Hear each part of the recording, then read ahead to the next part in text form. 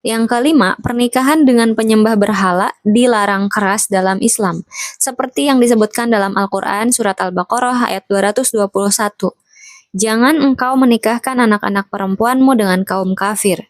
Yang keenam, walaupun mereka menikah sebelum turunnya wahyu tersebut di atas, tetap saja bila ketiga putri tersebut adalah benar putrinya Nabi Muhammad atau berada dalam asuhannya, mustahil Nabi Muhammad yang selama hidupnya selalu menyembah Allah, agama Nabi Ibrahim, akan menikahkan mereka dengan kafir Quraisy.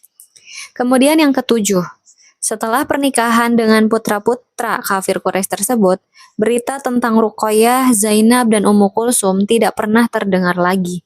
Berbeda dengan kisah Fatimah Az-Zahra yang selalu mendampingi ayah dan ibunya dalam berbagai peristiwa penting dalam sejarah Islam. Berita tentang ketiga kemenakan Khadijah ini baru dikisahkan kembali pada periode Madinah, sekitar 15 tahun setelah periode kerasulan, yaitu 610 Masehi. Yang ke-8, berita berikutnya tentang tiga putri kemenakan Sayyidah Khadijah ini adalah perceraian Ruqayyah dan Ummu Kulsum dengan suami-suami mereka atas perintah ayah mereka, Abu Jahal, sebagai reaksi atas turunnya surat Al-Lahab. Ruqayyah kemudian diberitakan menikah dengan Utsman bin Affan dan hijrah bersama suaminya ke Habasyah. Ruqayyah diriwayatkan memiliki satu orang putra yang meninggal di usia 6 tahun. Tahun 624, Ruqayyah meninggal. Posisinya sebagai istri Utsman digantikan oleh adiknya Ummu Kulsum yang meninggal 6 tahun kemudian tanpa anak. Dengan pernikahan ini, Utsman dikatakan yang memiliki dua cahaya, Dzunurain.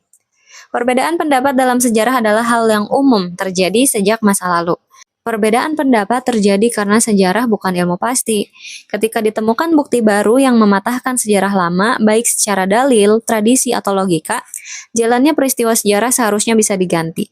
Namun seandainya pun tidak dirubah dengan menampilkan sudut pandang sejarah yang berbeda, diharapkan akan menambah wawasan sejarah kita tentang Nabi Muhammad dan keluarganya. Perbedaan pendapat tentang usia Khadijah saat menikah ataupun status beliau yang dikatakan sebagai janda misalnya, sedikit pun tidak mengurangi kemuliaan seorang Khadijah Al-Kubro bila seandainya pun beliau adalah seorang janda dan telah memiliki anak sebelumnya.